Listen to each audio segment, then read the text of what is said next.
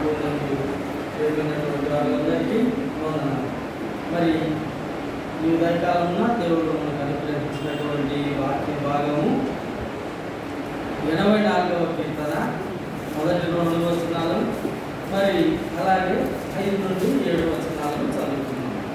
84వ కీర్తన మొదటి 2 వచనాలు మరియు 5 నుండి 7 వచనాలను చదువుకున్నాం.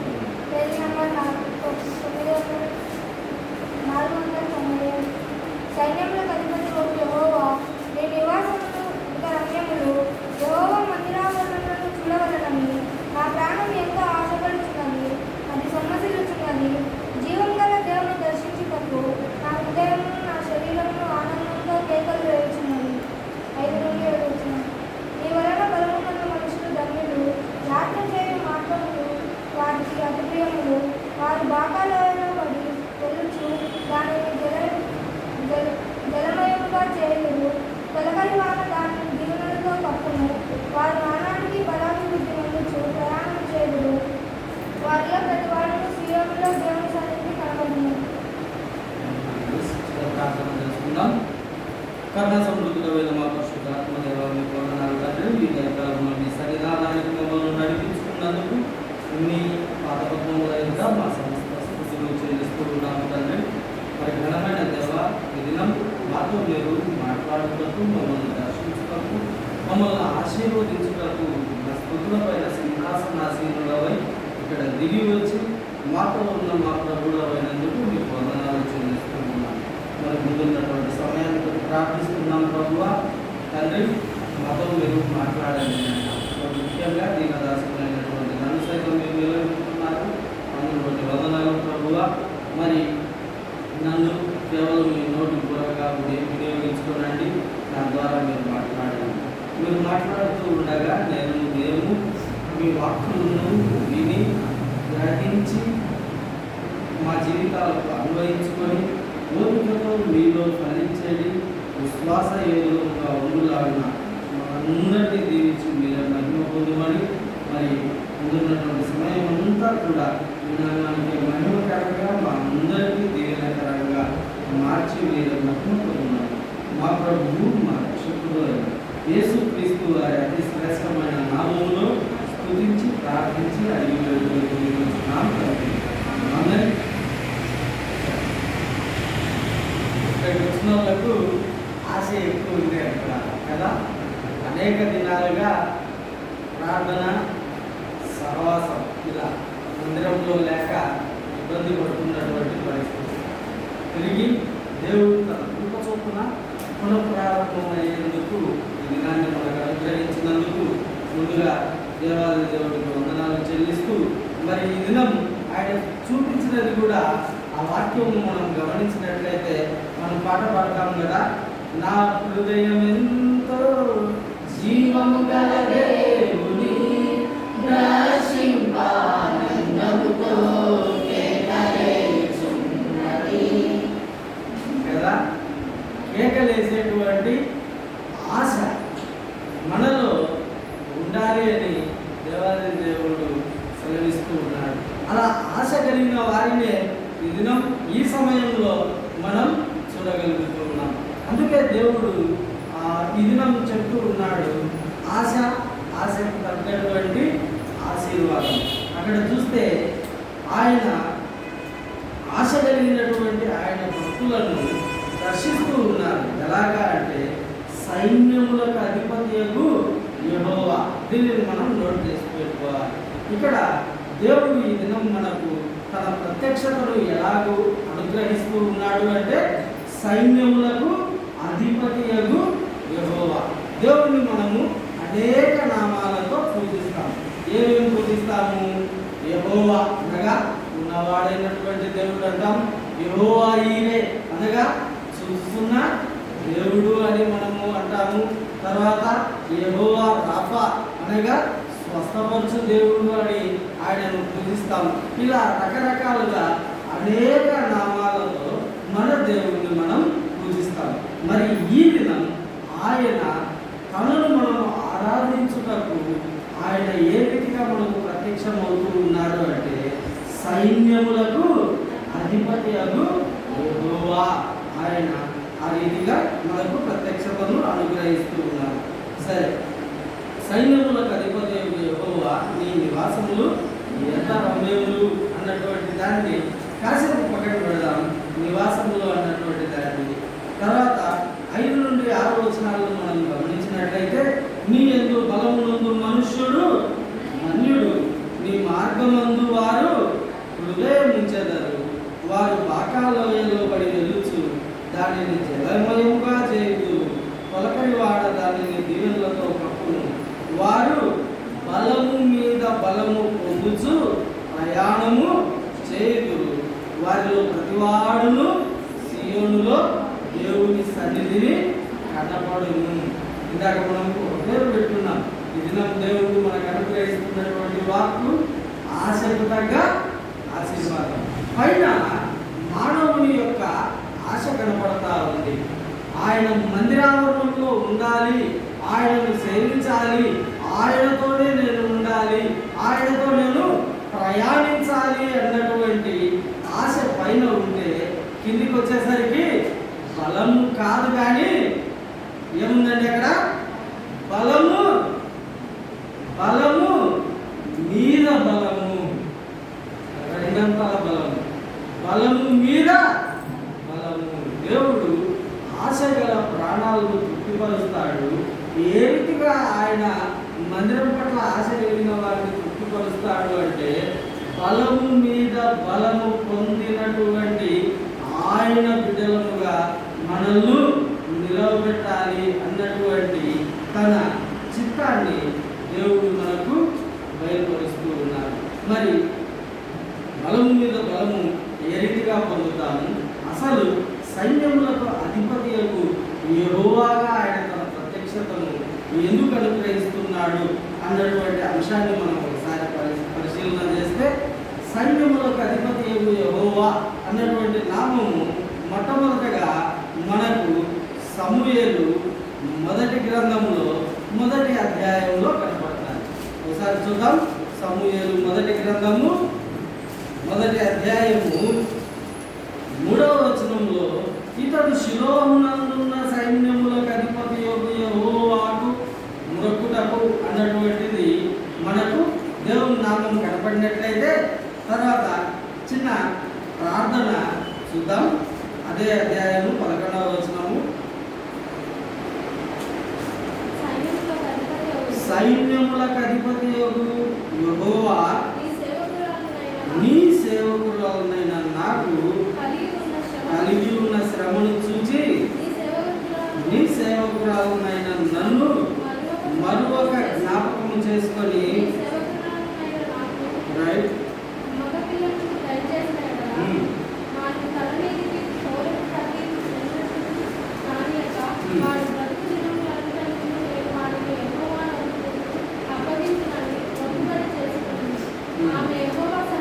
చూడండి, ఒక స్త్రీ యొక్క ప్రార్థన మనకు కనబడతా ఉంది.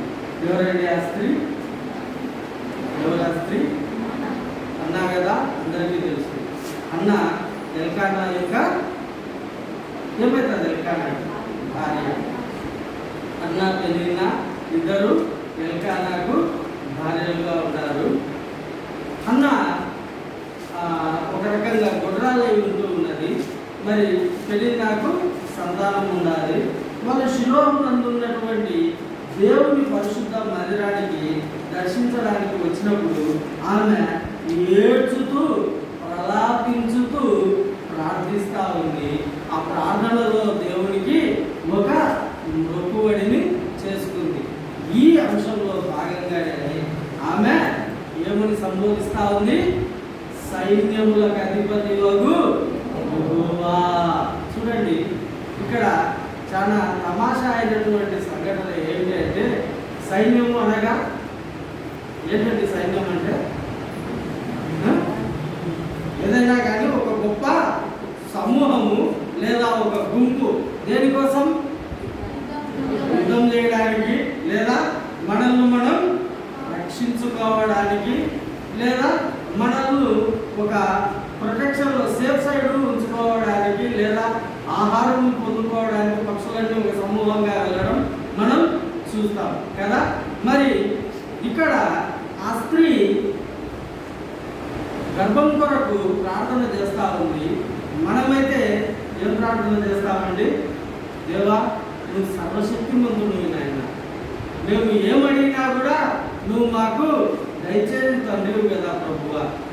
నా తండ్రి, నువ్వు సృష్టికర్తవు, నాకు దయచేసి గర్భఫలాన్ని.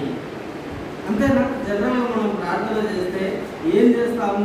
నువ్వు సృష్టికర్తవు కాబట్టి మరొక సృష్టమును లేదా ఒక బిడ్డను నాకు దయచేయ శక్తి నీకు ఉంది కాబట్టి నాకు బిడ్డను అనుగ్రహించు ప్రభువా అని చేస్తాం కదా.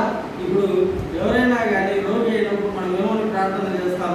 ఏమని సంబోధిస్తాం దేవుణ్ణి? యెహోవా రాఫా అయిన దేవా కదా, స్వస్థపరచు దేవా, నువ్వు స్వస్థతను అనుగ్రహించు నాయన. లేదు, కొన్ని ఏమైనా అవసరతలు తీరాలా అంటే మనం ఏమని ప్రార్థన చేస్తాం? ఏం ప్రార్థన చేస్తాం? యెహోవా జైరే అయినటువంటి దేవా, సమస్తమును సమకూర్చు వాడవు నీవే, నువ్వు మాకు సమస్తాన్ని, ఈ అవసరతను సమకూర్చు ప్రభువా అని ప్రార్థన చేస్తాం. అట్లే చూస్తున్న దేవుడు తండ్రి, ఏదైనా ఒక అవమానాన్ని పొందినామనుకో, యెహోవా ఇరేవి కదా నాయన, నువ్వు చూస్తున్న దేవుడివి కదా. ఇట్లా ఏ దానికి తగినట్టుగా ఆ మాటను మనం సంబోధిస్తూ దేవుణ్ణి కొలుస్తాం. మరి ఇక్కడ చూస్తే ఆమెకు ఒక బిడ్డ కావాలా, కానీ ఆమె సంబోధన ఏ రీతిగా ఉంది? సైన్యములకు అధిపతి ఒక దేవా. నన్ను అడిగితే ఏమన్నా దీనికి దానికి సంబంధం ఉందా కదా? ఆమె యుద్ధం చేస్తుందా? కాదు కదా. ఆమెకు కావాల్సింది కుమారుడు కావాలా, కానీ ఆమె ఏమని సంబోధిస్తా ఉంది దేవుణ్ణి అంటే సైన్యములకు అధిపతియగు యెహోవా అంటా ఉంది. అంటే దీనిలో ఉన్నటువంటి మర్మాన్ని మనం జాగ్రత్తగా గమనించాలి. ఆయన సైన్యములకు అధిపతియగు యెహోవా, సైన్యములకు అధిపతిగా ఆయన ఉన్నాడు అంటే ఆయన సైన్యం ఏమై ఉన్నది, ఆయన సైన్యం ఏమై ఉన్నది అన్నటువంటి దాన్ని మనం విశ్లేషించుకోవాల్సి ఉన్నది. ఏమున్నదమ్మా? ఆయన సైన్యము సమస్తమైనటువంటి దేవదూతల సమూహము మనకు కనపడుతుంది. తర్వాత మిఖాయేలు అన్నటువంటి ఎవరైనా ప్రధానమైనటువంటి ఒక దేవదూత ఒక సైన్యాధ్యక్షుడిగా ఉంటూ ఆయన కార్యాన్ని నెరవేర్చేటువంటి వాడిగా మనకు ఈ పరిశుద్ధ గ్రంథంలో కనపడతాయి. అంతవరకే ఆయన పరిధి ఉందా అంటే కాదు. కానీ ప్రతి జీవ కణమును కూడా ఆయన ఆధీనంలో ఉంచుకున్నటువంటి అధిపతి. అనగా ప్రతి జీవము కూడా ఆయన యొక్క సైన్యములో భాగమై ఉంటూ ఉన్నారు. కాబట్టి ఆమె ఆయనను ప్రార్థిస్తూ ఉంది, సైన్యములకు అధిపతి వరకు యెహోవా సర్వశక్తిమంతుడా, సర్వము పైన అధికారము కలిగినటువంటి వాడా. సైన్యం అనగా పైన పరమునందు ఉన్నటువంటి దేవదూతలు మాత్రమే కాదు, కానీ అంతర్గతంగా మన శరీరంలోని ప్రతి అవయవం పైన కూడా ఆయనకు అధికారం కలదు. ఆ రీతిగా చూస్తే మనలో ఉన్నటువంటి అవయవం కూడా ఏమవుతుందండి? ఆయన సైన్య సమూహంలో ఒక భాగము అన్నటువంటి దాన్ని మనము గుర్తించాలి. అందుకే మనం కీర్తనలో చదువుకునేటప్పుడు కూడా ఇందాక మనం చూసినాం, మన ప్రయాణం గురించి కూడా అక్కడ కనపడుతుంది కదా. నీ యందు బలమునందు మనుషులు ధన్యులు, నీ మార్గమందు వారు హృదయం ఉంచేదారు. ఇక్కడ హృదయము అన్నటువంటిది ఒక అవయవం కదా. మనలో ఉన్నటువంటి హృదయము ఒక అవయవం. ఇది కూడా ఎలా ఉండాలి అంటే ఆయన సైన్య సమూహములో, ఆయన ఆధిపత్యము కిందికి, ఆయన అధికారములకు లోబడేటువంటి సైన్య సమూహంలో ఒక భాగముగా ఉండాలి అని దేవుడు సెలవిస్తూ ఉన్నాడు. అప్పుడంట వారు బాగా లోయలో పడి నిలుచు దానిని జలమయముగా చేయుదురు, తొలకరి వాన దానిని దీవెనలతో నింపును అన్నటువంటి వాక్యం అక్కడ కనపడతారు. బాగా లోయ అనగా ఏడుపుకు సాదృశ్యమైంది. ఈ ఏడుపు గుండా మనం వెళ్ళినా కూడా పైనుంచి వచ్చు ఆయన దీవెనల వర్షము చేత ఆ ఏడుపు మొత్తం ఏమవుతుందండి? కప్పబడుతుంది అని అక్కడ రాయబడి ఉంది. కాబట్టి ఏడుపును ఆయన దీవెనగా మారుస్తాను అని సెలవిస్తూ ఉన్నాడు. దానికి ఒక రెఫరెన్స్గా మన ప్రార్థన ఏ రీతిగా ఉండాలి అంటే, మన సమస్తము కూడా ఆయన ఆధిపత్యానికి లోబడి ఏడ్చుతూ ఆయనకు మొరపెట్టేటువంటి అనుభవం కలిగిన వారముగా మనం ఉండాలి అని అన్నాను దేవుడు సూచిస్తూ ఉన్నాడు. అర్థమైందనుకుంటా. ఎలా ఉండాలి మనం? సంపూర్ణమైనటువంటి మన శరీరముతో, పూర్ణ శరీరముతో ఆయనకు లోబడి ఏడ్చుతూ మొరపెట్టే వారముగా మనం ఉండాలి. అట్లా మొరపెట్టేటువంటి ఆధీనములోనికి ఆధిపత్యం కలిగిన దేవునిగా మనం దేవుణ్ణి గుర్తించే వాళ్ళంగా ఉండాలి అని దేవుడు సెలవిస్తూ ఉన్నాడు. మరి సైన్యములకు అధిపతి యెహోవా ఇక్కడ ఏం చేశాడు అంటే, ఆమె ప్రార్థన చేసింది. ఏం చేసినాడమ్మా? ప్రార్థన చేస్తే ఏం ఇచ్చినాడు? ప్రార్థన చేస్తే సమాధానంగా కుమారుణ్ణి ఆమెకు అనుగ్రహించాడు, సంతానాన్ని దయచేశాడు. సంతానం స్త్రీ పొందుకోవడం అంటే ఆమె ఫలించింది. ఏమైంది? ఆమె ఒకసారి అందరం చెప్తాం, ఆమె ఫలించింది.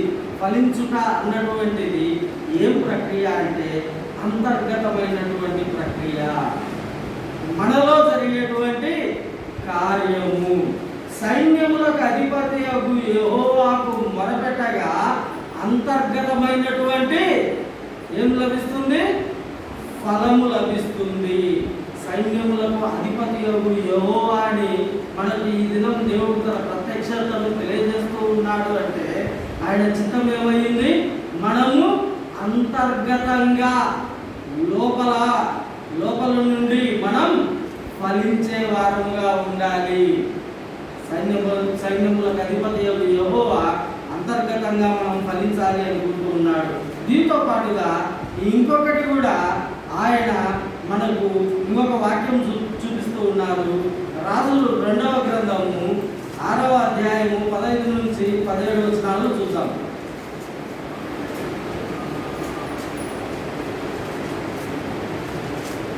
ఇది కూడా మనకు తెలిసిందే. ఆయన సైన్య సమూహాన్ని చూపిస్తూ ఉన్నాడు. ఆయన సైన్యము అన్నటువంటి బలము మనకు దేవుడు అనుగ్రహిస్తూ ఉన్నాడు. అది ఎటువంటి బలము అంటే, మొదటగా మనం చూసినట్లయితే అంతర్గతంగా ఫలించేటువంటి బలము అని సూచించారు.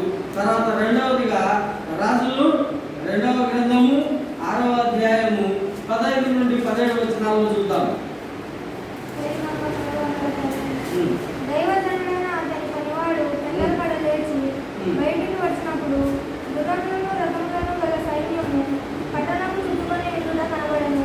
అంతటా అతని పనివాడు, అయ్యో నా ఏలినవాడా, మనం ఏమి చేయమని ఆ దైవజనుడితో అనగా, అతడు, భయపడవద్దు, మన పక్షంలో ఉన్నవారు వారికంటే అధికై ఉన్నారని చెప్పి, యెహోవా వీడు చూసినట్లు దయచేసి వీరి కళ్ళను తెరవమని ఎలీషా ప్రార్థన చేయగా, యెహోవా పనివాని కళ్ళను తెరవజేసిన కనుక వారు ఎలీషా చుట్టూ పర్వతము అగ్ని కులముల చేత రథముల చేతను చూసింది.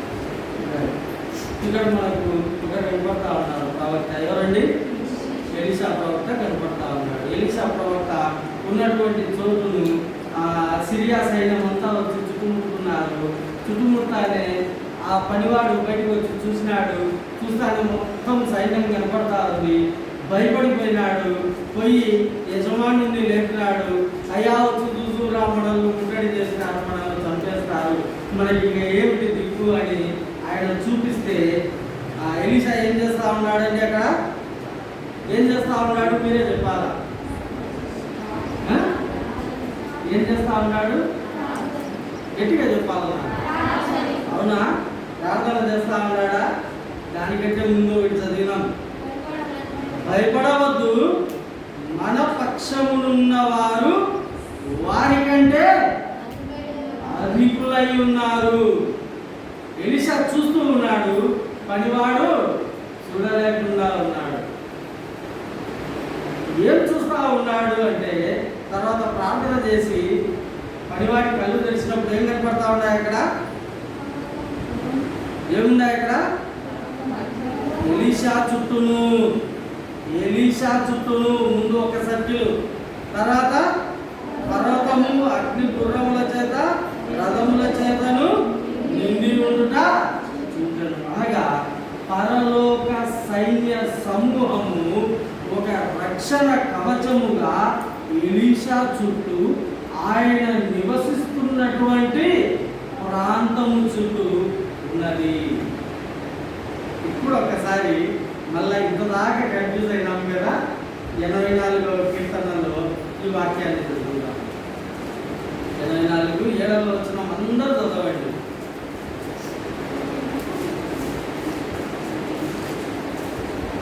Page number 497.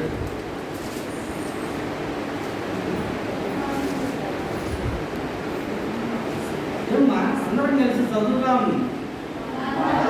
వారు బలము మీద బలము పొందుచు ప్రయాణము చేయుదురు. ఏమండి? ఏం బలము? ఏమిటి? గట్టిగా చెప్పాలి. ఏం బలము? బలము మీద బలము, అత్యధికమైనటువంటి బలము, ఉన్నతమైనటువంటి బలము. ఆశ కలిగి ఉండాలా? ఆశ కలిగి ఉంటే మన ఏడుపును ఆయన దీవెనలతో కప్పుతాను అని సెలవించినాడు. తర్వాత మన ప్రయాణంలో అనగా ఆధ్యాత్మిక యాత్రలో, ఈ లోకములో, ఈ శరీరములో ఒక యాత్రికులుగా ఉన్నటువంటి మనము జీవించు కాలం అంతా కూడా ఏ రీతిగా మనం జీవిస్తాము? బలము మీద బలము పొందుచు. ఎలా? బలము మీద బలము పొందుచు. ఎప్పుడు? సైన్యములకు అధిపతియగు యెహోవా ఆధీనంలో మనం ఉన్నట్లయితే, సైన్యములకు అధిపతియగు యెహోవా పంచన మనం ఉన్నట్లయితే, సైన్యములకు అధిపతియగు యెహోవా యొక్క నివాస స్థలముగా మనం ఉన్నట్లయితే, లోయ అనగా ఏడ్పును దీవెనతో ఆయన కప్పుతాడు. తర్వాత మనల్ని మన ప్రయాణం అంతా బలము మీద బలాన్ని పొందిస్తాడు. మరి బలము అనగా మొదటి బలాన్ని ఒకటి చూసినాం. ఎక్కడ చూసినాం? అన్నాలో చూసినాం. ఆయన సైన్యంలోకి అధిపతి యెహోవా చెంత చేరింది, ప్రార్థన చేసింది. ఏమైంది? ఫలించింది. సైన్యములకు అధిపతి యెహోవాకు మనల్ని మనం సరెండర్ చేసుకుంటే ఏమైతాం? ముందుగా మనం ఫలిస్తాం, ఫలమును పొందుకున్న వారం అవుతాము. అది రక్షణ కావచ్చు, ఆశీర్వాదం కావచ్చు, అనేకులకు ఆశ్రయ స్థానం కావచ్చు. ఆ ఫలాన్ని దేవుడు మనకు అనుగ్రహిస్తాడు. అంతర్గతమైనటువంటి ఫలభరితమైనటువంటి జీవితాన్ని మనము పొందుకున్న వారంగా ఉంటాము. రెండవదిగా మనం చూస్తే, రెండవ బలం ఏమిటి అంటే, చుట్టూ ఎవరున్నారండి? చుట్టూ ఎవరున్నారు? పరలోక సైన్య సమూహము. ఈరోజు మనం ఇక్కడ నిలబడి ఉన్నాం. నిలబడి ఉన్న ప్రతి ఒక్కరి మనోనేత్రములు నజరేయుడైన యేసయ్య నామములో తెరవబడును గాక. ఆమేన్. ఎందుకంటే ఇక్కడ ఉన్నటువంటి మనము ఒక్కసారి ఆయన మన చుట్టూ పెట్టి ఉన్నటువంటి సైన్యము అన్నటువంటి ఫలాన్ని చూసే కన్నులు కలిగిన వారంగా ఉండాలి. ఎలీషా కన్నులు కలిగి ఉన్నాడు కదా. మనం కూడా అటువంటి కన్నులు పొందుకోవాలి అని దేవుడు మనం ప్రార్థిద్దాం. మనకు ఆ చూపు, ఆ దృష్టి ఉన్నా ఉండకపోయినా దేవుడైతే సెలవిస్తూ ఉన్నాడు. మన చుట్టూ, మన ఆవాసము చుట్టూ ఏముందండి? సైన్యము ఉన్నది. మరి ఆ సైన్యము ఎటువంటి సైన్యము అంటే 16వ వచనంలో ఎటువంటి బలము అబలం, ఎటువంటి బలము అబలం, రాజులు 2వ గ్రంథము 6:16 ఆడాన్నే తిరుగుతుంటాం మనం, అక్కడక్కడే తిరుగుతుంటాం. ఆ 3 రిఫరెన్స్ చూసుకోండి, ఎక్కువ అవసరం లే. ఏముందమ్మా అక్కడ? భయపడవద్దు. ఎవరండి? మన బలం ఎటువంటి బలం? మన పక్షములు ఉన్నవారు వారికంటే అధికులై ఉన్నారు. ఈ వాక్యాన్ని మనం పట్టుకున్నాం, మనలోకి మనం ఒకసారి కొన్ని చూసుకున్నాం. ఏం మనలను ఇబ్బంది పెడతా ఉంది, ఏ సమస్య మనలను భయపెడతా ఉంది, ఏ సమస్య మనల్ని ఆందోళనకు గురి చేస్తూ ఉంది, ఒక్కసారి మనల్ని మనం ప్రశ్నించుకున్నట్లయితే దేవుడు ఒక అద్భుతమైనటువంటి సమాధానాన్ని, బలాన్ని ఈ వాక్యం ద్వారా దేవుడు మనకు అనుగ్రహిస్తూ ఉన్నాడు. ఏం చెప్తా ఉన్నాడండి? ఏదైతే నిన్ను ఆందోళనకు గురి చేస్తా ఉందో, ఏదైతే నిన్ను ఇబ్బంది పెడతా ఉందో, ఏదైతే నిన్ను భయానికి లోనయ్యేటట్లుగా చేస్తా ఉందో, ఏ సమస్య అయితే నీ కాలు చిక్కుబడేటట్లుగా పొంచి ఉందో, దానికంటే అధికమైనటువంటి బలము మన చుట్టూ ఆయన నియమించి ఉన్నాడు. అటువంటి బలం చేత నియమింపబడి మనం ప్రయాణాన్ని కొనసాగించేటువంటి బిడ్డలుగా ఉన్నాం. ఎందుకు ఈ బలం వచ్చిందండి? ఎందుకు ఈ బలం వచ్చింది? ఈరోజు నువ్వు నేను పరిశుద్ధమైన ఆయన ఆలయంలో ఉదయాన్నే 8కి రాగలిగినాము కాబట్టి. ఎవరు వస్తారండి 8కి? ఒకవేళ ఆరోగ్యం సరిగ్గా లేని వాళ్ళు, ఇబ్బందికరమైన పరిస్థితుల్లో ఉన్నట్టు వదిలేస్తారు. మిగతా వాళ్ళకు మనకు తేడా ఏమిటి అంటే, మనలో ఉన్నటువంటిది ఆశ. అందుకే దేవుడు ఈ దినం ప్రత్యేకంగా సెలవిస్తున్నాడు. ఈ ఆశకు తగ్గ ఆశీర్వాదాన్ని దేవుడు దయచేస్తూ ఉన్నాడు. ఏమిటా ఆశీర్వాదము అంటే, బలము మీద బలము పొందుకున్న వారంగా మనల్ని ఆయన చేస్తూ ఉన్నాడు. మన ఏడుపును ఏం చేస్తున్నాడు? ఏడుపును దీవెనలతో కప్పుతూ ఉన్నాడు. కాబట్టి సంతోషంగా ఉందాం, ఆనందంగా ఉందాం.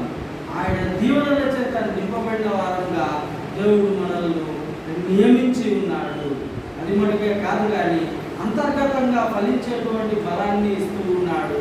మన చుట్టూ ఆయనే తన సైన్య సమూహమును రక్షణ కవచంగా ఉంచడం ద్వారా అధిక బలాన్ని ఆయన దయచేస్తూ ఉన్నాడు. ఎక్కడికి వెళ్ళినా కూడా కొన్ని అడ్వర్టైజ్మెంట్లలో కనపడతా ఉంటారు. ఈరోజు అందులో తెలుసట్టు కూడా వేసుకుంటారు కదా. ఈ ఫోకస్కు ఏమవుతుంది మా చుట్టూ కొంచెం వీడియో తీస్తే కనపడతారు. వీడియోలో ఏం కనపడతారు అమ్మా? నన్ను దాటి కొంచెము తెలుగు విస్తరించి ఉంటారు కదా.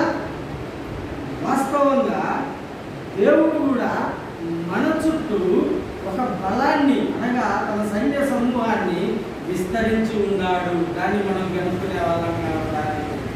మన చుట్టూ కూడా ఒక సమూహమే మన చుట్టూ ఉంది. ఆ సమూహం ఏమిటి అంటే, ఏదైతే మనల్ని ఇబ్బంది పెడుతుందో దానికంటే అధికమైనటువంటి బలం కలిగినది. కేవలం అధికమైనటువంటి వారము, కనులైనటువంటి వారము. అటువంటి స్థితిలో నిన్ను నన్ను దేవుడు ఈ దినాన నియమించి ఉన్నాడు, ఏర్పరిచి ఉన్నాడు. దేవునికి సమస్త స్తుతులు చెల్లును గాక. తర్వాత 2వ అంశంగా మనం చూసినట్లయితే, ఇక్కడ ఏముండదమ్మా? నీ నివాసములు ఎంత ధన్యములు. దీన్ని కూడా చాలా జాగ్రత్తగా ఉండాలి. మొదటి అంశం ఆశ కలిగి ఉండాలి అని సెలవిస్తూ ఉన్నాడు. ఆశను బట్టి ఆయన మన ఏడుపును దీవెనగా మారుస్తాను అని సెలవించాడు. బలము మీద బలము, అనగా ఫలించుటతో పాటుగా మన చుట్టూ కూడా అధికమైనటువంటి ఒక బలాన్ని ఆయన నియమించినట్లుగా మనకు సెలవిస్తూ ఉన్నాడు. అది మొదటి అంశం అయితే, రెండవది నీ నివాసములు ఎంత ఎంత రమ్యములు, చాలా రమ్యమైనటువంటి. ఒకసారి గుర్తు చేసుకుందాం, మనకు టైం లేదు కదా, గుర్తు చేసుకుందాం. దేవుడు ఎక్కడెక్కడ నివసించినాడు? దేవుడి నివాసం అంటానే ఏం గుర్తుకు వస్తాడు? ఏంది మా గట్టిగా చెప్పాలా? మొట్టమొదటిగా చూసినామనుకో, ఆది కాండంలో ఎవరితో ఉన్నాడు దేవుడు? ఆదాము హవ్వలతో ఉన్నాడు. అక్కడ ఏముంది? ఏదైనా వనంలో ఆయన ఉన్నాడు అనుకున్నాను.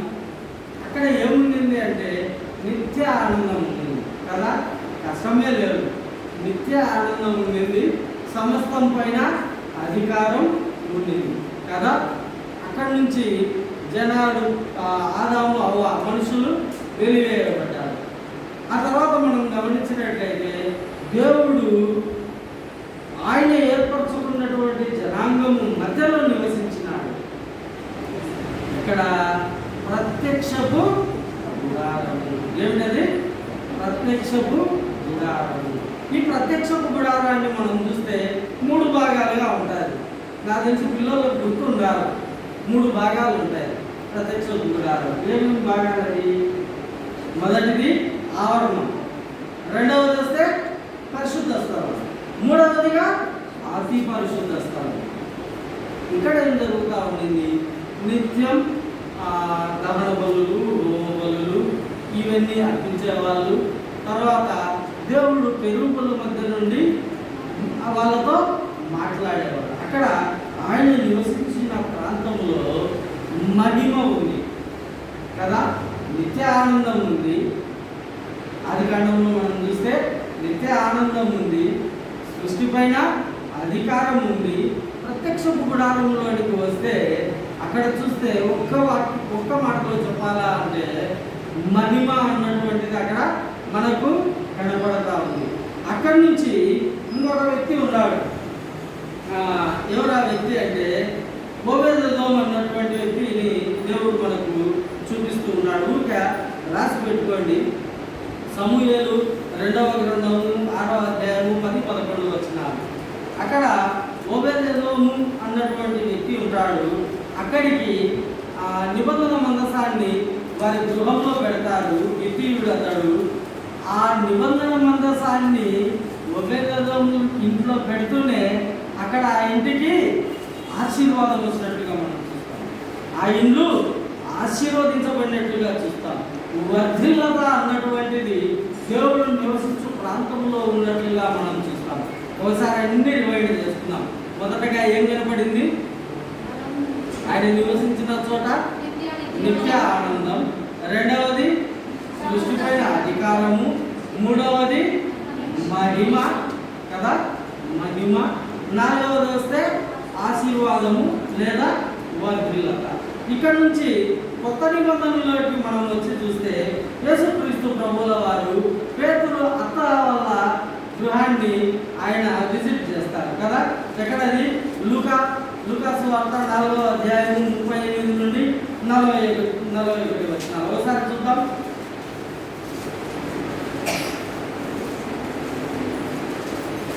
లూకా సువార్త 4వ అధ్యాయము 38 నుండి 41.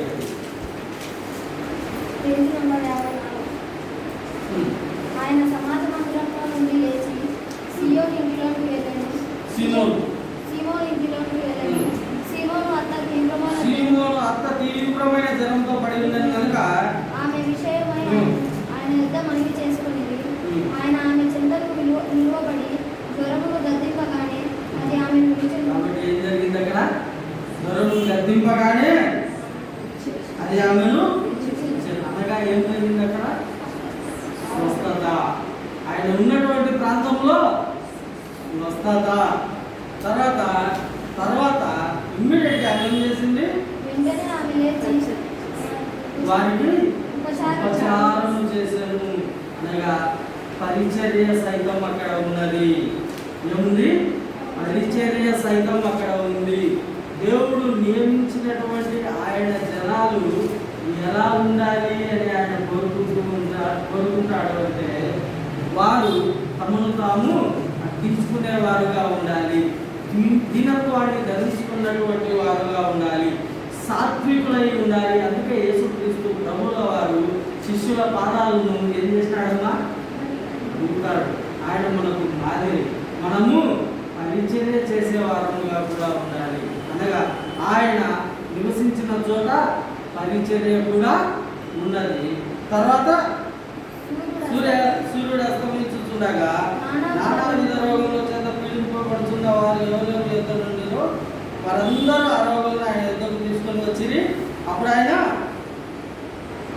అందరినీ కూడా స్వస్థపరిచినాడు. అనగా ఆ స్థలము అనేకులకు, ఎవరికి? అనేకులకు ఆశ్రయంగా కూడా ఉంటూ ఉన్నది. ఎప్పుడు ఒకసారి మళ్ళా గుర్తు చేసుకుందాం. ఆయన నివాసము రమ్యము. ఎందుకు రమ్యము అంటే మొట్టమొదటగా అక్కడ నిత్య ఆనందం ఉండింది. తర్వాత చెప్పాలి, నాకు గట్టిగా చెప్పాలి. నిత్య ఆనందము, సృష్టిపై అధికారము. ఆయన నివాసము ఏమేమి ఉంటాయి అంటే నిత్య ఆనందము, సృష్టిపై అధికారము, మహిమ, ఆశీర్వాదము, తర్వాత ఆశీర్వాదం ద్వారా వచ్చు వర్ధిల్లత, తర్వాత స్వస్థత, తర్వాత పరిచర్య. 8వ అంశంగా చూస్తే అనేకులకు ఆశ్రయము. 8 అంశాలు ఆయన నివాసంలో ఉన్నట్టుగా మనం చూస్తూ ఉన్నాం. అందుకే సైన్యములకు అధిపతి యెహోవా నీ నివాసములు ఎంత రమ్యములు కదా, ఎంత రమ్యములు అంటే నిజంగా రమ్యమైనవి. ఇన్ని ఉన్నతమైనటువంటి అంశాలు కలిగి ఉన్నప్పుడు అది రమ్యమైనది కాక ఏమై ఉంటాయి కదా.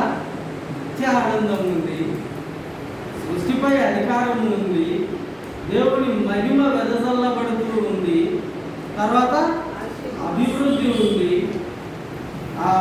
స్వస్థత ఉంది, పరిచర్య ఉంది, ఆశ్రయమై ఉన్నది. కాబట్టి ఆయన నివాసము ఎంతో రమ్యమైనది. మరి ఏమిటి ఆ నివాసము అంటే ముందు ప్రత్యక్ష గుడారం ఉండిందేమో కానీ ప్రస్తుతమైతే కొరింథీయులకు రాసిన 2వ పత్రిక 6వ అధ్యాయం 16వ వచనం ఒక్కసారి చూద్దాం.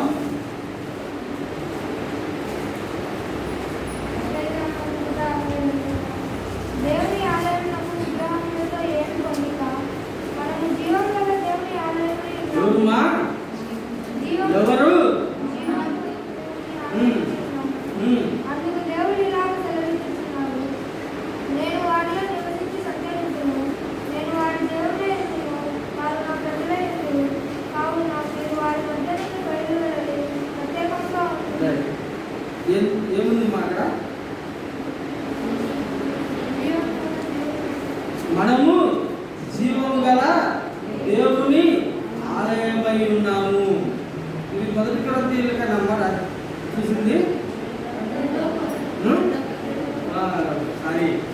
కొరింథీయులకు రాసిన 2వ పత్రిక చూద్దాం. అక్కడ కూడా ఉంది దేవుని ఆలయం మనమే అని ఉంది.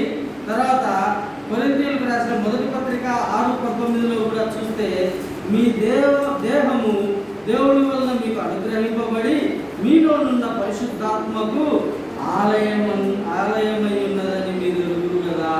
చూడండి, ఎవరు ఏది ఆయన ఆలయము? మన దేహమే ఆయన ఆలయమై ఉన్నది, ఆయన నివసించు చోటు అయి ఉన్నది. మరి ఇప్పుడు ఒకసారి మనల్ని మనం ప్రశ్నిస్తున్నాం. దేవుడు సూటిగా చెప్తా ఉన్నాడు, పరిశుద్ధాత్మకు ఆలయమై ఉన్నటువంటి, నివాసమై ఉన్నటువంటి దేహము మనదైతే ఈ లక్షణాలన్నీ మనలో ఉన్నాయా? ఇంత రమ్యంగా మనం ఉన్నామా? ఎవరైనా చేస్తారా? మనలో నిత్యానందం ఉందా? మనకు సృష్టి పైన అధికారం ఉందా? మరి అభివృద్ధి ఉంది అని మనం గట్టిగా చెప్పగలుగుతామా?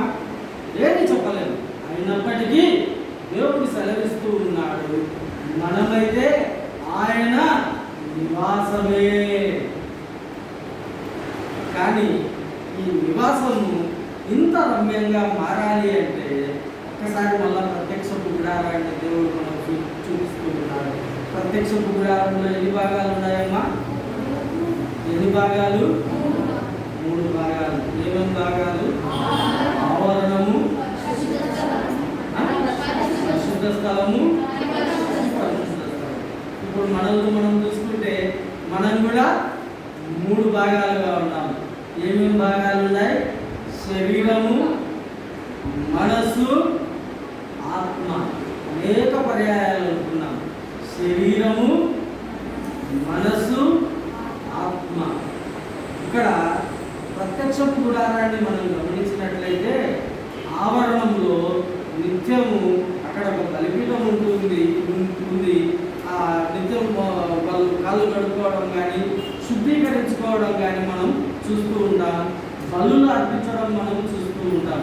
దేనికి సాదృశ్యమై ఉన్నాయి అంటే శరీరము నిత్యము శరీర కార్యములను బలిగా అర్పణగా తనను తాను గ్రహించుకునేదిగా కడగబడేదిగా ప్రక్షాళన గావించబడేదిగా ఉండాలి అని దేవుడు సలహిస్తూ ఉన్నాడు. శరీరం ఏం కావాలా? ఎప్పటికీ ప్రక్షాళింపబడుతూ ఉండాలి.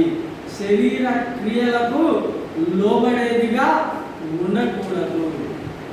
ఇది ఆవరణంతో సమానం. రెండవది మనసు, పరిశుద్ధ స్థలం. ఇక్కడ ఏముంటుంది? దీపవృక్షము, బల్ల, సముఖపు రొట్టెలు ఇవన్నీ ఉంటాయా? గుర్తుంటాయా? దీపవృక్షం ఉంటుంది. ఏం చేస్తారు అక్కడ? ధూప దీప నైవేద్యములు అన్నటువంటి నిత్యము అక్కడ అర్పిస్తూ ఉంటారు కదా ప్రత్యక్ష గుడారంలో. అనగా అక్కడ నిత్యం పూజ, దేవుడు పూజింపబడుతూ ఉన్నాడు, నిత్యం ఆరాధింపబడుతూ ఉన్నాడు. దీనినే మనము అన్వయించుకోవాలి. మనం మనసు ఏం చేయాలి? నిత్యం ఆయనకు లోబడేదిగా, ఆయనను ఆరాధించేదిగా ఉండాలి. ఏం చేయాలి? మనసు శరీరానికి లోబడేదిగా, లోకానికి లోబడేదిగా ఉండకూడదు. కానీ నిత్యం ఆయనను పూజించేదిగా, ఆయనను ఆరాధించేటువంటి మనసు, ఆయనకు లోబడేటువంటి మనసు మనం కలిగి ఉండాలి. తర్వాత మూడవదిగా వస్తే ఆత్మ కదా, అతి పరిశుద్ధ స్థలం. ఈ అతి పరిశుద్ధ స్థలంలోకి యాజకులే దినమంతా పోవడానికి వీలు లేదు. మరి సాధారణమైనటువంటి వాళ్ళు వెళ్ళవచ్చునా? మన ఆత్మ విషయంలో కూడా ఆత్మను ఆత్మకుడి అన్నటువంటి వాక్యాన్ని కూడా మనం చూస్తాం. ఎట్లా ఆత్మతాం? విచ్చలవిడిగా మనము లోకానికి సమర్పించుకున్న వారమైతే ఆత్మను ఆర్పిడి వారం అవుతాము. కాబట్టి ఈ ఆత్మ విషయంలో చాలా జాగ్రత్తగా ఉండాలి. అతి పరిశుద్ధమైనటువంటిది ఈ ఆత్మ. కాబట్టి ఏ రకమైనటువంటిది కూడా ఆత్మను ఆర్పేటువంటి పనిని మనం చేయకూడదు. అనగా నిత్యం ఆయన విశ్వాస యోధులుగానే, ఆయనే గురిగా, ఆయనే మార్గం, ఆయన చూపే మార్గంలోనే ప్రయాణించే వారంగా మనం ఉండాలి. ఆత్మ ఒక చిన్న ప్రార్థన చెప్తాను, మీకు వీలైతే ఆ ప్రార్థన చేసుకోండి. మనం చేసేటువంటి ప్రార్థనలో, దేవా నిత్యము నా ఆత్మ నీ పాదముల యొక్క ప్రణమిల్లి నిన్ను పూజిస్తూ నీ కార్యాన్ని ఘనపరుస్తూ నన్ను సరిచేసేటువంటి ఆత్మగా నా ఆత్మను దీవించు తండ్రి అని ప్రార్థించే వాళ్ళంగా మనం ఉండాలి. అర్థమైందనుకుంటా. అటువంటి ఆత్మ, అంతటి పరిశుద్ధత కలిగినటువంటి ఆత్మగా మన ఆత్మ ఉన్నట్లయితే ఆయన నివాసమైనటువంటి మనం సైతం రమ్యమైనటువంటి వారముగా ఉంటాము. బలం మీద బలము, ఇవన్నీ మామూలు సాధారణమైనటువంటి విషయాలే కానీ ముఖ్యమైనటువంటిది ఆయన సంపూర్ణమైనటువంటి నివాసముగా మనం ఉండాలి, రమ్యమైనటువంటి వారముగా మనం ఉండాలి. అంటే ఈ 3 అంశాలను మనం జాగ్రత్తగా గమనించుకోవాలి. శరీరము, మనసు, ఆత్మ. శరీర క్రియలకు లోబడకుండా నిత్యం ప్రక్షాళింపబడుతూ ఉన్నటువంటి శరీరంగా మనం ఉండాలి. మనసు నిత్యం ఆయనను పూజించేదిగా, ఆయనను ఆరాధించేదిగా ఉండాలి. ఆత్మ అయితే ఆయన పాదముల అయితే ప్రమిలినటువంటి ఆత్మగా, అనగా సంపూర్ణమైనటువంటి పరిశుద్ధతను సంతరించుకున్నటువంటి ఆత్మగా మన ఆత్మ ఉండాలి అని దేవుడు సెలవిస్తూ ఉన్నాడు. ఇటువంటి పరిస్థితి మనం కలిగినట్లయితే ఖచ్చితంగా దేవుడు మనల్ని ఆయన స్థిరమైన నివాసములుగా, రమ్యమైన వారుగా మనల్ని సైతం ఉంచడానికి ఆయన సిద్ధంగా ఉన్నాడు. మరి ఆశీర్వాదాన్ని దేవుడైతే అనుగ్రహించాడు. మనం ఫలించే వాళ్ళంగా ఉంటాము. అంతర్గతంగా బాహ్యంగా మన చుట్టూ ఆయన రక్షక కవచాన్ని ఉంచుతాడు. అయినప్పటికీ ఇంకా అధికమైనటువంటి మహిమలో మనం నిలిచేటువంటి వారంగా ఉండాలి అంటే ఆయన నివాస స్థానంలో మనము ఈ 3 దారులను జాగ్రత్తగా గమనించుకుంటూ మనల్ని మనం శుద్ధీకరించుకుంటూ రమ్యమైనటువంటి వారుగా చేసుకునే బాధ్యత ఎవరిపైన ఉందండి? ఎవరిపైన ఉంది? మనపైన ఉంది. అటువంటి మెలుకోగలిగిన వారుగా మనం ఉందాం. అటువంటి జ్ఞానం మనకు దేవుడు ఇవ్వాలని మనం ప్రార్థిద్దాం. ఆ రీతిగా మనల్ని మనం రమ్యమైనటువంటి నివాసములుగా, ఆయన నివాసములుగా మార్చుకునేదానికి అవసరమైన బలాన్ని, ఈ బలం మామూలు బలమే, అంతకంటే అధికమైనటువంటి బలాన్ని కోరుకునే వారంగా, ప్రార్థించే వారంగా ఉందాం.